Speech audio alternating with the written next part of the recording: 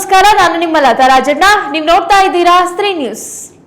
Honey trap ಮಾಡಿ escape ಆಗ್ತಾ ಇದ್ದ ಯುವ ಜೋಡಿಯನ್ನ ಬಂಧಿಸುವಲ್ಲಿ ಪೊಲೀಸರು ಯಶಸ್ವಿಯಾಗಿದ್ದಾರೆ. ಸುಂದರ ಯುವತಿಯನ್ನ ಮುಂದಿಟ್ಟು ಟ್ರ್ಯಾಪ್ ಮಾಡ್ತಾ ಇದ್ದ ಇಬ್ಬರನ್ನು ಕೇರಳದ ಕಣ್ಣೂರಿನ ಲಾಡ್ಜ್ನಲ್ಲಿ ಅರೆಸ್ಟ್ ಮಾಡಲಾಗಿದೆ. ಮೈಸೂರು ಜಿಲ್ಲೆಯ ಪಿರಿಯಾಪಟ್ಟಣದ ಕಂಬಲಾಪುರದ ಅಂಗಡಿ ಮಾಲೀಕನಾದ ದಿನೇಶ್ ಕುಮಾರ್ಗೆ ಈ ಜೋಡಿ ಹನಿ ಟ್ರಾಪ್ ಮಾಡಿ ಎಸ್ಕೇಪ್ ಆಗಿತ್ತು. ಈ ಪ್ರಕರಣ ಬೈಲಕುಪ್ಪೆ ಪೊಲೀಸ್ ಠಾಣೆಯಲ್ಲಿ ಪ್ರಕರಣ ದಾಖಲಾಗಿತ್ತು. ಇನ್ನು ಈ ಪ್ರಕರಣಕ್ಕೆ ಸಂಬಂಧಿಸಿದಂತೆ ಯುವತಿ ಹಾಗೂ ಆರೋಪಿ ಮೂರ್ತಿಯನ್ನ ಪೊಲೀಸರು ಅರೆಸ್ಟ್ ಮಾಡಿದ್ರು.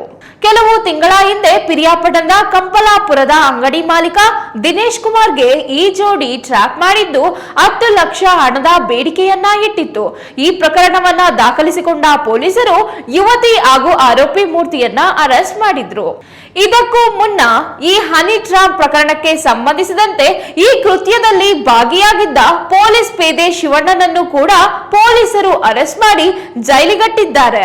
ಸೊ ಇದಾಗಿತ್ತು ಇವತ್ತಿನ ವಿಶೇಷ. ಇಂತಹ ಮತ್ತಷ್ಟು ಇಂಟ್ರೆಸ್ಟಿಂಗ್ ವಿಷಯಗಳಿಗಾಗಿ ನೋಡ್ತಾ ಇರಿ ಸ್ತ್ರೀ ನ್ಯೂಸ್. ಇದು ಹೊಸ ಅಧ್ಯಾಯ.